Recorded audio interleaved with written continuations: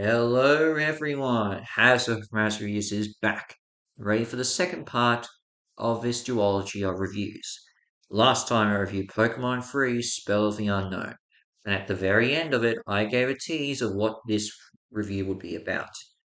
This is considered the second of two Pokemon movies that fans and critics legit consider to be actually good films. And in many ways, this is what many people consider to be the best of the Pokemon movies. It starred one of the most popular Pokemon in history before he made his debut in Gen 4. And well, I have some nostalgia for it too. So here we go. It's Pokemon Lucario and the Mystery of Mew. And boy, do I have some nostalgia for it. In fact, just to let you know, this is the first Pokemon anime movie I ever saw.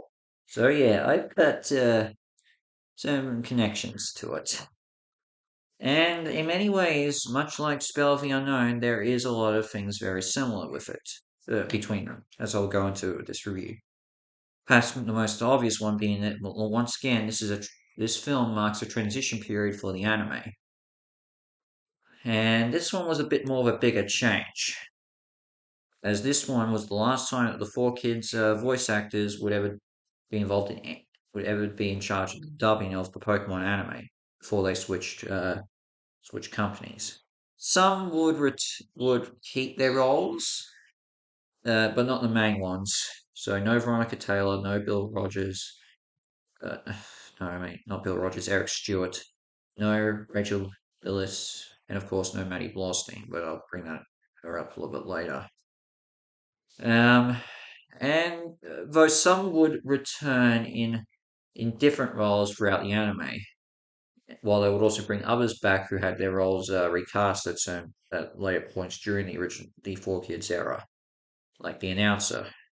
Like I don't know why Mike Pollock took over from the role of the narrator for I think the for the whole arc. To be honest, I don't get why, but you never know. But let's let's not uh, keep going on more and more about the history of it. Let's get on to the plot. And in many ways, this could be considered a personal story again for Ash, but maybe not so much. So I guess we should start off with where this film takes place. This is set in the events of the Advanced Battle series, which was the eighth season of the Pokemon anime, and it was the end of Ash and Brock's travel through home with their new companions during the Advanced series, May and Max, and then they would return to Kanto to take on the Battle Frontier, which fans of the games would know is actually set. The Battle Frontier that they speak of is actually set in the Hoenn region, but I guess they sort of just the creator just ran out of time to fit it in Hoenn and threw it into Kanto, so they could also do Pokemon contests there. Yeah, but with that said, so this actually does take place in Kanto. Yeah, okay. So our story begins with Ash, Brock, May, and Max traveling to this kingdom to take part in its yearly festival honoring their hero, the legendary Sir Aaron, hundreds of years ago saved the kingdom from being wiped out by two warring armies by using the power of aura to basically stop the all-out catastrophe. Ash wins the tournament that honors the hero and his prize is to take part, be in charge of the royal ceremonies as the person basically wearing Sarah's costume and acting like him and using his staff to complete the festivities. So he sends all his Pokemon out to go have fun on their own, and well, along and while they're all having fun, um, they encounter the legendary Pokemon Mew for the second time in these films. And while they were playing around, Pikachu ends up getting hurt. And Mew, seeing this, as he was secretly having fun with him, takes both Pikachu and Meow from Team Rocket, or away to his home, the Tree of Beginning, I think it's called, or the Tree of Life. We'll talk more about. I'll just refer to it as the tree personally. But while that's all going on, while doing his part of the ceremony, Ash inadvertently releases from the staff the mysterious Pokemon known as Lucario. Lucario turns out to be the long-lost apprentice of Sir Aaron, who hundreds of years ago, as we see in the opening of the film, was sealed inside the staff by Sir Aaron when he supposedly fled the kingdom. Lucario tells this to everyone, and this obviously causes a bit of confusion, as they thought Sir Aaron actually did save the day, but Lucario says he's more of a coward. Meanwhile, after Lucario explains what happened to him, Max, who was watching all the Pokemon when Mew made his appearance, tells everyone that both Pikachu and Meowth were taken away by Mew. And apparently, Mew often shows up to the kingdom and takes whatever he wants and hardly ever returns. Determined to save his close friend, Ash decides to go off to the tree where Mew resides and find and rescue Pikachu. With Brock, May, and Max coming along and being guided by Lucario and a secret agent known as Kit, or Kit, I think it's Kit actually, who was sent on a mission to study Mew and his connection to this mysterious tree, with Team Rocket's Jesse and James following right behind them in order to save Meowth. And while going on it, Lucario tells them all about his past, starts to learn a bit about the customs of the future, and butts heads with Ash occasionally and learns more and more about what Sir Aaron actually did. So I think this sounds a bit more complicated than how I describe Pokemon 3, but there is a lot that goes on in this, but generally the premise is pretty simple to follow. And I guess you could say this is a personal story for Ash as well. The problem is that it's happened so many times that Ash and Pikachu have been separated and have to find each other or rescue one another. Even the first movie, Ash even had to rescue Pikachu after he was captured by Mewtwo to be cloned. So it's nothing really that special, nothing really that original. Yeah, you can sort of see how they operate without each other, how they do miss each other, which Ash mostly shows, but it does lead to probably one of the worst scenes in the film, where Ash gets into a fight with Lucario over how he feels Pokemon should be not treated as servants to their masters, mainly due to the fact of what Sir Aaron did to him. Which, yeah, it's probably one of the worst scenes in any of the Pokemon films, but it doesn't really, you can stomach it a bit, or at least you can sort of say that Ash is at his break, sort of laying out, his emotions after suppressing them for so long, and Lucario just sort of snaps at him and vice versa. But yeah. But, it's not too bad. I mean, in fact, I will give credit where credit is due. This time Ash is very calm and collected because he knows Pikachu can survive on his own, but the two, their friendship means a lot to them, and they want to reunite with each other. So yeah, that's one thing to keep in mind. When it comes to the companions, this is where things get a bit interesting. As I feel it's a bit more of a reverse order from what 3 did. I know how I say it, mean by that? Well, let's start off with first off Brock, who is the only one of the companions to return for this film. Well, he's basically doing his regular shtick like in the anime, especially when it comes to being around Kit and all that. Yeah, and there's not really much to get out of him. May and Max, the biggest interesting thing about them is that both of them actually had their own films during the Advance series where they were more the main protagonists. Max was the protagonist of the first film, which was centered around Jirachi, while May got the film after this, which was also the first one without the 4 kids dubs, which was Pokemon Ranger. Here, they're more like filler characters. You don't get much from them. There is a scene where Max does bond with Lucario over giving him some chocolate to eat, which, okay, isn't too bad, but I don't think May gets that much, really, to do. Yeah, so there's that.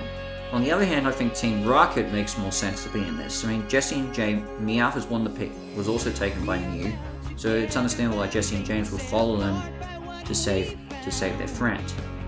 This does mean I do think though they could have actually been helping out the whole way through and not just sneaking along till they got to were being discovered when they got to the tree.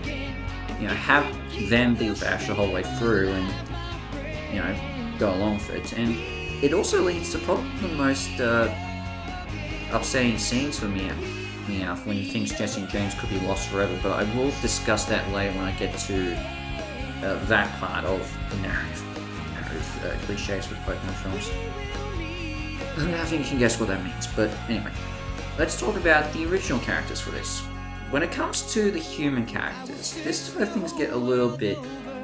this isn't as strong as, say, everything to do with Molly in Pokemon 3. Kit is just the secret agent who is a bit of a guide and also a bit of a researcher into what's actually going into Mew and the tree and all that, and how one works without the other.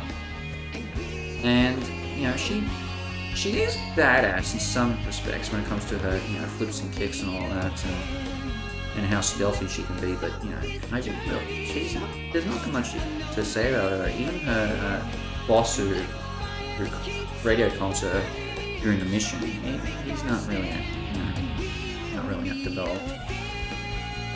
The royal family and the servants of the castle, again, much like the side characters of the side humans in 3, you don't really get much.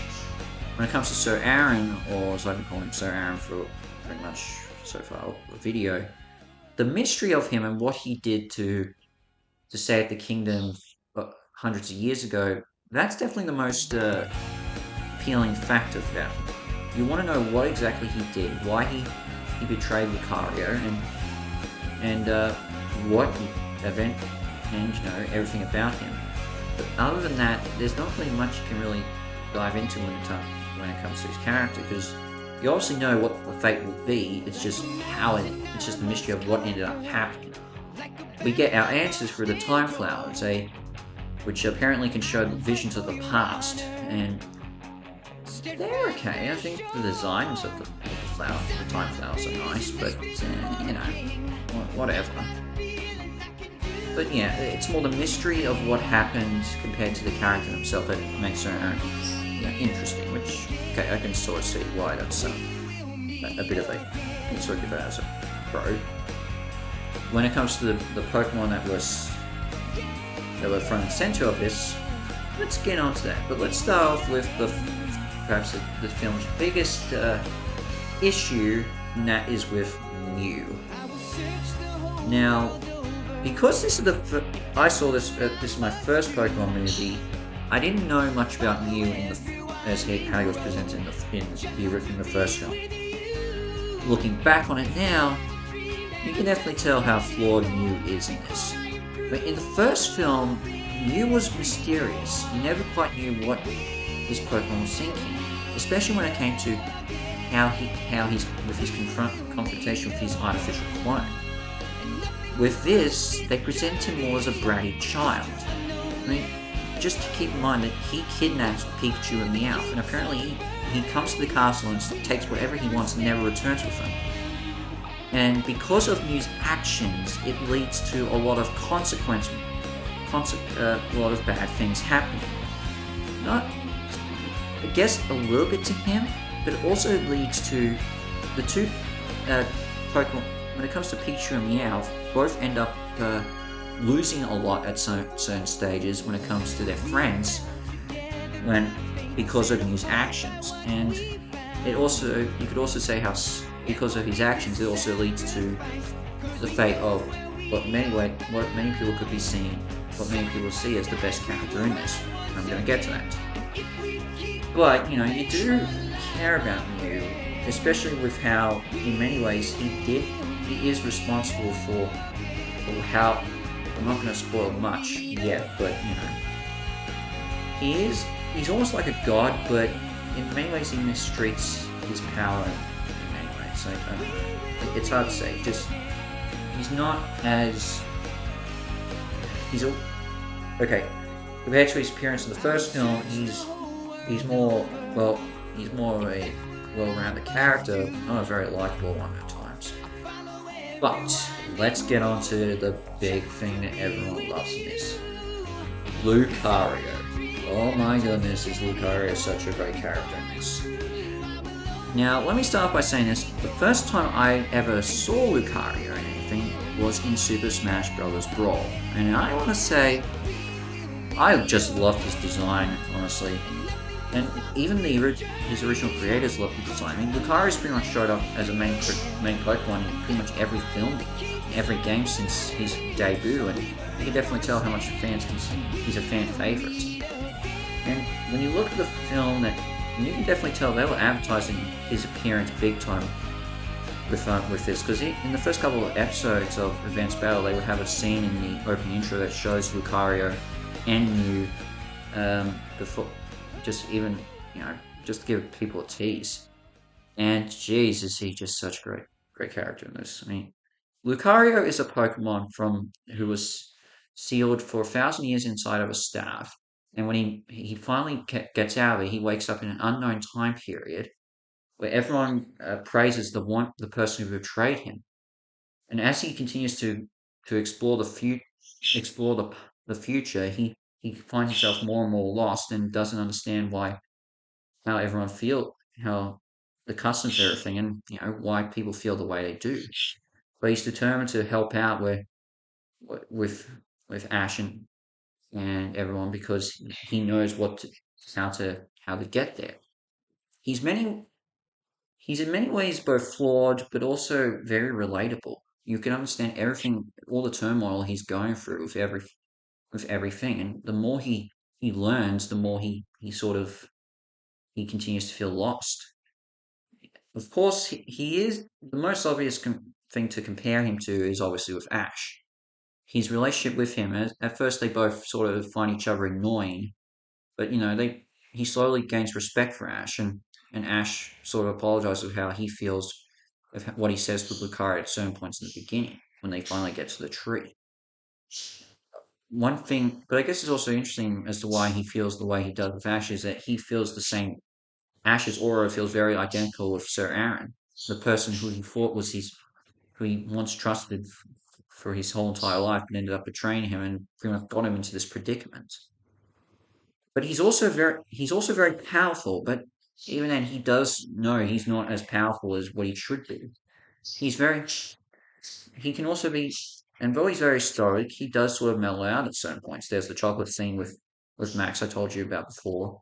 There's his whole there's there's the times he actually does, but his moments, his experiences in the past sort of come through, and you see how he feels when he realizes that he's trapped in the future. How his reaction is gold, and everything about him is great. And of course, it also helps with the performance of Sean Shamroll. I mean, I know he's most well known as Goku, but Sean does an incredible job as Lucario. Every line delivery he gives in this is just perfect, and at least some great moments, whether it be moments of when he's acting calm, moments when he's angry, or even in his last moments when he's saving the day. It's just unbelievable. I think Sean, and it's clear to say that he left an impression with the folks at Nintendo, because they would bring him back as the voice of Lucario for Super Smash Bros. 4 and Super Smash Bros. Ultimate. So yeah, it's a great job, and Sean, he is a de facto Lucario in my view. The aura is with me! I guess the only other thing I should really talk about with this is that, well, let's get on to, of course, the narrative plot point that always shows up in the Pokemon movies. Well, pretty much regularly shows up in the Pokemon movies. The the almost or the death or almost death scenes.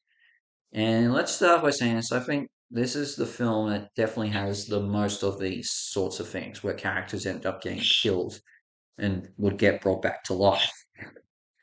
The way they do it, though, is actually pretty creative.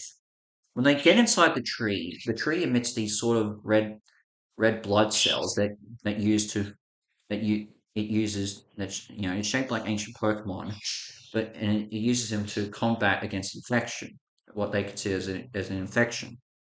And what they consider as an infection are humans, not Pokemon, because when it grabs Lucario and attempts to swallow it, Lucario doesn't get Lucario is quickly released. But this is where but with that said, Jesse, James, May, Max, Brock, Kit, and Ash all get grabbed by these things and get pretty much uh, swallowed up by them, and pretty much killed by it. Now, but it should also be mentioned that Jesse, because while everyone else quickly releases their Pokemon from their Pokeballs in order to save them from their fate, Jesse actually doesn't. So technically, she kills off all her Pokemon, which also includes Wobbuffets. But with that said, now with but let's now the creative ways. Now, while the method is creative, you of course obviously know who is responsible for what happens here, which of course is Mew. And just and let's start by saying that when it comes to because Ash doesn't see Brock, May, and Max get killed. So Kit tells him later when after he finally rescues Pikachu, and Ash has to confirm that the same thing happened to Jesse and James to Meowth, which leads to probably one of Meowth's most one of the I think one of the best line deliveries I think Manny Boston ever did for Meowth. Jesse and James too? My pal? And then of course it leads to Ash's death scene. Now, pretty much everyone goes down quickly. Ash, I'm pretty sure you can guess because he's main character syndrome. It takes a lot longer for him to go down. In fact, Pikachu even almost tries to pull him out with his hand. And I think if Lucario wasn't captured by the three legendary Pokemon protectors of the tree, which are Regirock, Regice, and Registeel, Lucario could have probably helped out there. But obviously, this doesn't work, and Pikachu loses Ash once again. Now, this is where things can get a little bit crazy.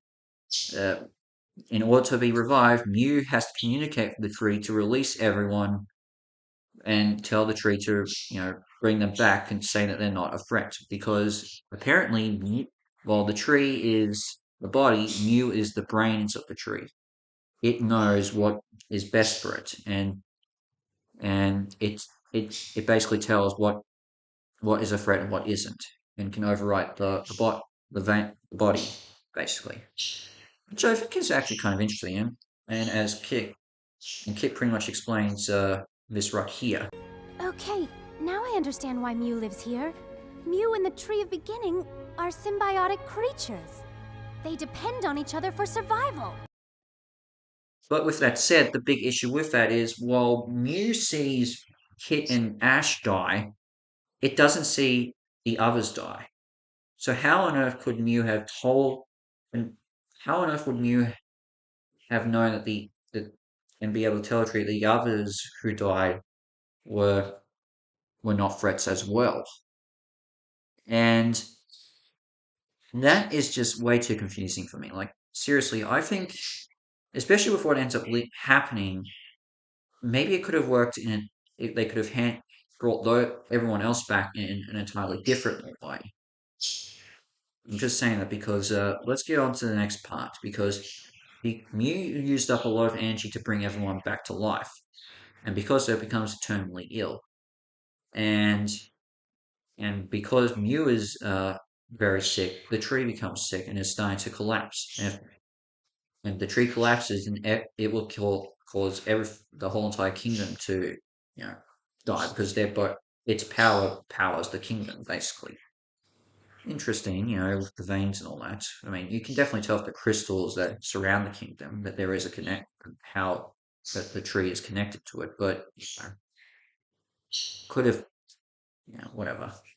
Now, this now while Meowth, after uh hearing James's voice, heads off to try and find them, Ash, Kid, Lucario, and Pikachu follow Mew to the center of the tree where they find crystallized Sir Aaron, and they finally learn how Sir Aaron saved the day by giving up his aura for Mew to use it to use it on the tree to pretty much stop the all out war. As the as the aura's good energy could counteract the war, can stop the warring kingdoms from destroying each other and destroying the kingdom, basically. This obviously shocks Lucario and leads to everything.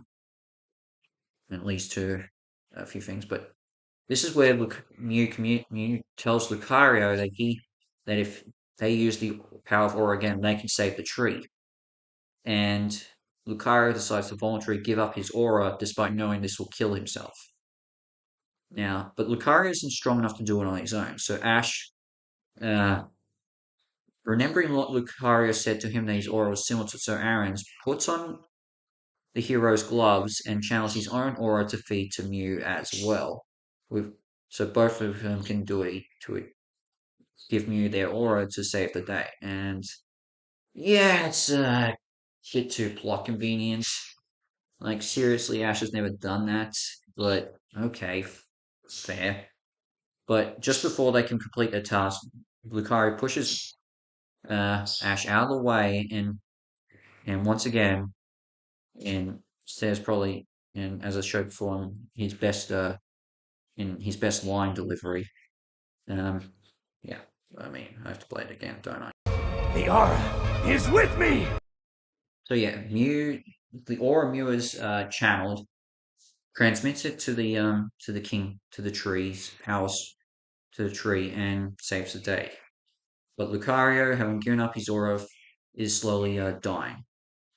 And after viewing the time flower after touching the time flower once again, he sees Sir Aaron in his last moments, basically giving his final wishes and apologizing to Lucario for sealing him because he knew that if he brought Lucario with him, Lucario would have killed himself as well along with him, and he didn't want that for his closest friend. So he sealed him in the star so one day he could come out of it and awaken in a much more peaceful time because that's what he truly wanted. And it is definitely heartwarming to hear that, and Lucario feels after watching this that he failed, but Ash basically tells him, well, yeah, as Ash basically says to him, which puts Lucario's mind at ease, and then he himself fades away, basically telling Ash that in his word, that his closest friend, Aaron is waiting for me.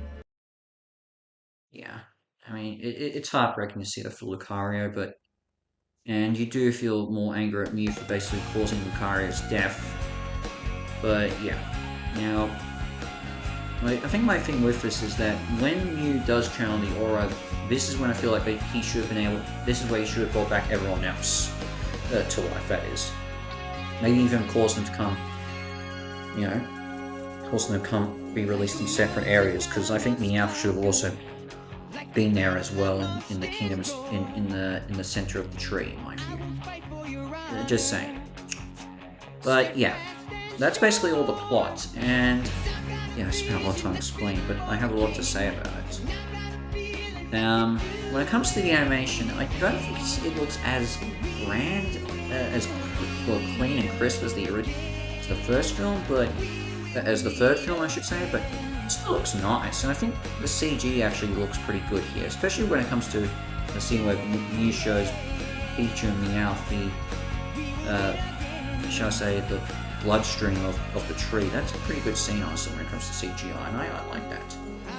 When it comes to the music, I think the cover of Advanced Battle they do at the beginning of this, well, the theme song for Advanced Battle, which is Unbelievable, is pretty good, and I like the longer version. And then we get to the theme song, the end song of this, We Will Meet Again, which I also like.